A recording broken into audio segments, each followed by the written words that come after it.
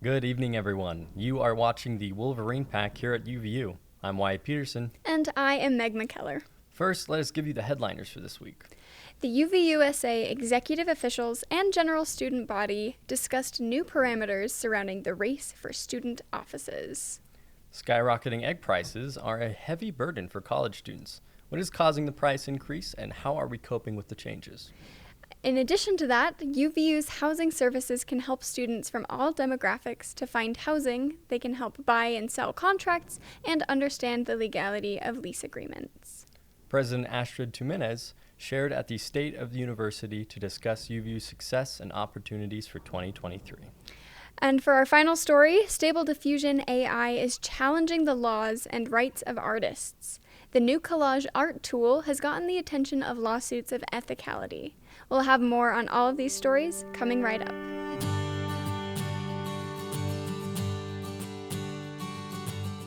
On Wednesday, January 25th, the UVUSA executive officials convened with members of the general student body, during which to discuss new rules and parameters surrounding the race for student offices in the upcoming elections. The student body president, the Council of Parliament, and the vice presidents of academics and engagement discussed what to expect and what is required of future candidates. One of the new election rules is Rule 13, the regulation regarding the promotion of candidates by campus groups. This rule states that no campus entity, department, organization, or student leadership program should be promoting one candidate over another. If you would like any more information on this or any of the other rules and regulations discussed, the article is available on the uvureview.edu website. College students and everyday consumers are struggling to cope with the recent price inflation of eggs. The national record-breaking avian flu pandemic and overinflated animal feed have been a concern for retailers and consumers across the country. For Utah residents, this increase has been detrimental. The once affordable pricing is now surpassing states such as California and Hawaii. Julie Clifford, the owner of Clifford Farms in Provo, Utah, has gone through extensive measures to make sure that her chickens, none of which have contracted the deadly virus, have been able to remain healthy during the pandemic. Clifford also explained that the egg crisis is not just due to the cost of feed or infected chickens, but also the time it takes for farms to reset after an outbreak. As we gather more developments in this breaking story, we will be back with updates in the near future. I know that I personally have been avoiding buying eggs because of the prices, so I'm relying hoping on my things are roommates. getting back to normal soon. UVU remains committed to helping students with their housing. The available resources are available through the UVU Housing Service Program. Not only do they help single students, they also have resources for married and family housing, LGBT, graduate and professional, homeless and displaced housing available on their website. You can go to www.uvu.edu/housing. If students need help finding housing or want to talk to somebody about their current situation, they can visit the Hall of Flags on the 13th of February and also the 14th of February from 9 to 3 p.m. to speak to several different landlords who can answer housing-related questions. The Housing Service Office is on the second floor of the SL building, room 214. For more information, you can go to uvu.edu/housing, or they're on Instagram at uvuhousing. What a nice resource to have. Mm-hmm.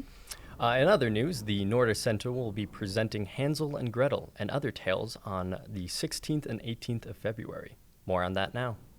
Hi, I'm Krista St. John. And I'm Jamie Johnson. And we are co-artistic directors of Repertory Ballet Ensemble. Hi, my name is Amber Tutwiler. My name is Emily Barber. Madison Folger. My name is Corinne Wallenstein, and I'm the ballet director at the Dance Conservatory. Yeah, I'm Abby Lindley. And I'm Anna Halliday. My name is Hannah Roberts. Hello, my name is Madison Pulverstadt, and I'm the assistant costume designer for Hansel and Gretel. And we're super excited to talk about our collaborative, interdisciplinary production of Hansel and Gretel.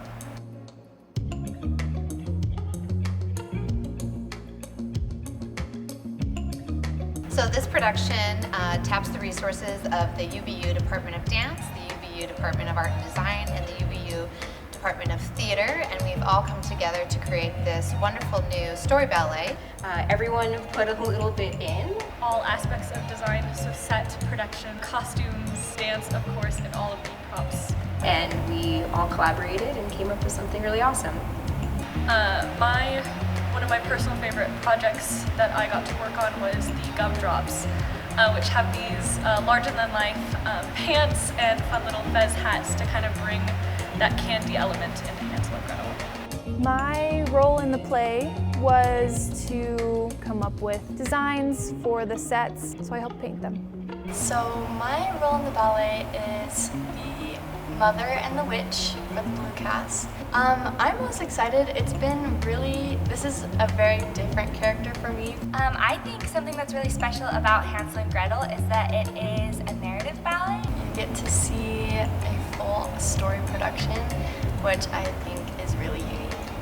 Not only did we do the artistic direction and work with all of the many collaborators, we collaborated with each other in the creation of the movement for Hansel and Gretel. My work in Hansel and Gretel was to provide dancers from the communities. Working with dancers from UVU has been super fun and a unique experience for us because we've never worked with any colleges or anything like this. It's really fun to get a feel for what it's like at university. And this collaborative spirit is really a 21st century skill set that we're exercising in the effort to send people out post-graduation with skills that are transferable to whatever direction or field that they go into. I think helping with this production will help me after I've graduated because it's given me another avenue where I was able to use painting in some way. And it's not always just painting on a canvas, it's sometimes painting sets and being involved in a different kind of art, which is dance, and it's fun to rub shoulders with all the different mediums that come with art.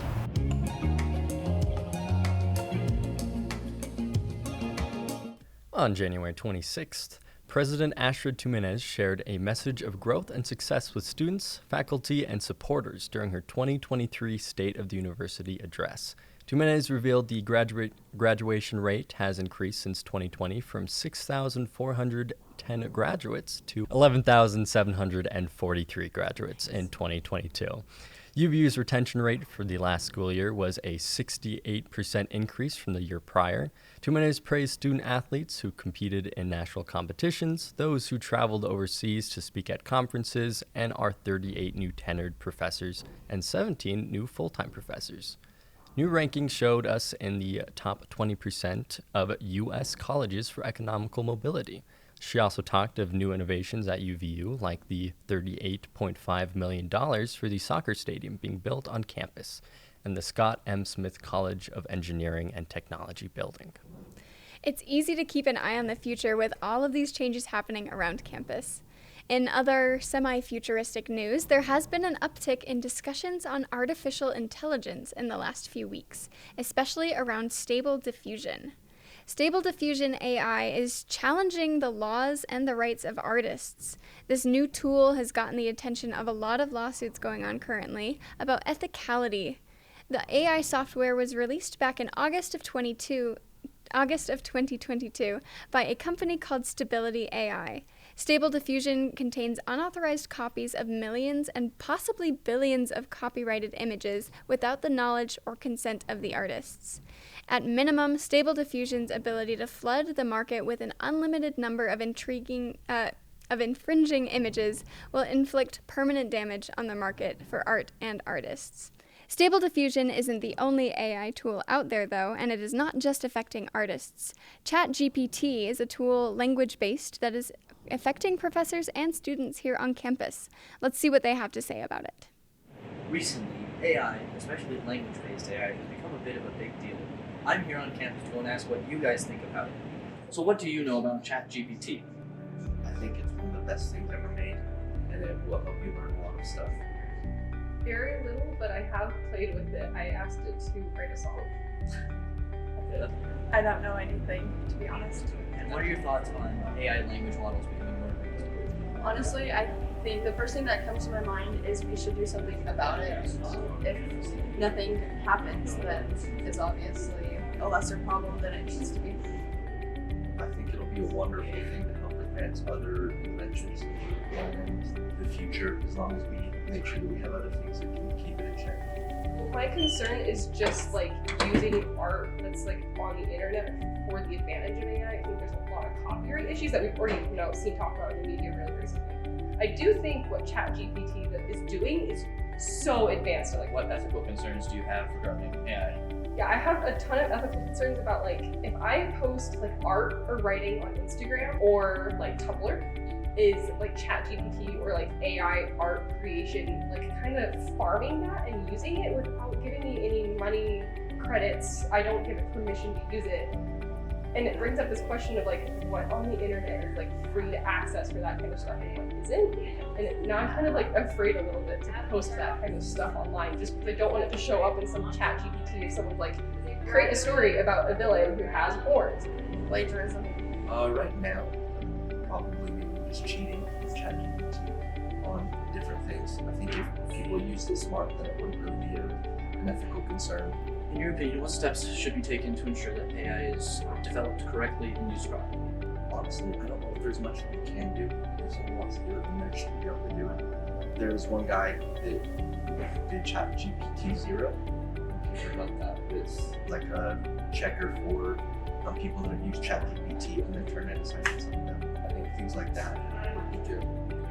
I actually feel like it's the responsibility of social media and AI like ChatGPT to find a way where things are marked as like farmable for AI and not. So it's like having intellectual property online and covering what is okay for AI to use. So like some kind of like code marker when it's looking through the internet that says this is okay, this is not, and it leaves it alone. So like academic articles that are online, I think that's something that ChatGPT should have access to. But like personal intellectual property that hasn't been published and is just like a discussion post is something that you would mark using the amazing coding we have to say this is not like intellectual property accessible by AI.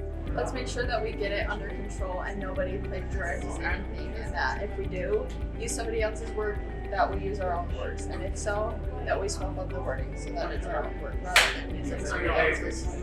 What are your thoughts on the future of AI and its impact on society?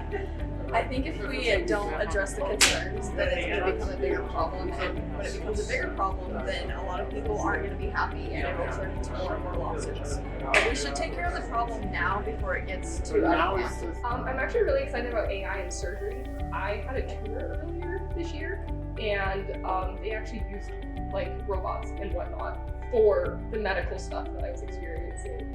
Its potential to like save lives is bigger than anything. I feel like it has an intellectual like grasp on in education, because education is about the person, not like a group necessarily. But I feel like the advancement of like medical stuff using AI is so important, and I'm excited to see where that goes specifically. I think that it's going to be great, like I said earlier. It's going to help advance a lot of different things, inventions, and help us think of ideas that we will help us come up with ideas that we never thought of. Just having something so much smarter than us. It's going to help a lot. What would you say if I just told you that all the questions I just asked were from ChatGPT?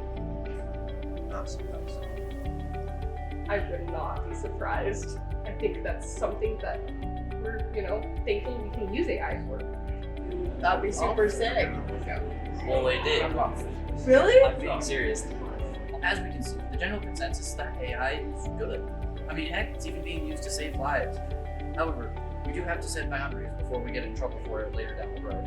This is Andrew Kenny, reporting for the UV Group. That's an interesting perspective, isn't it? Well, this week is full of amazing activities around campus, so here are some of the highlights. Want to get your writing published? The 2023 spring edition of Touchstone is accepting applicants for poetry and prose until Tuesday the 7th.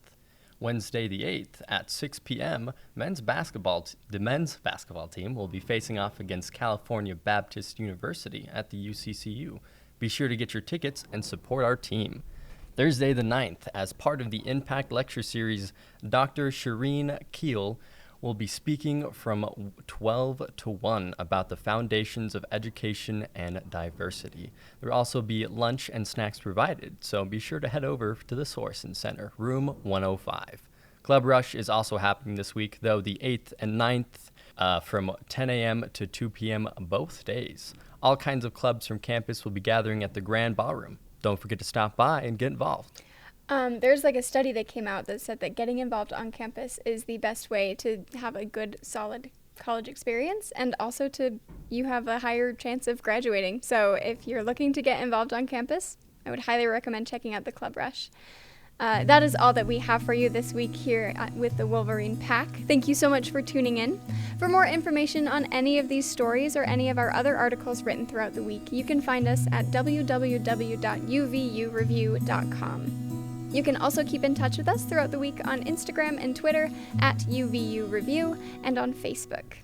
We hope you have a wonderful rest of your day, a wonderful week, and we will see you again next time on the Wolverine Pack.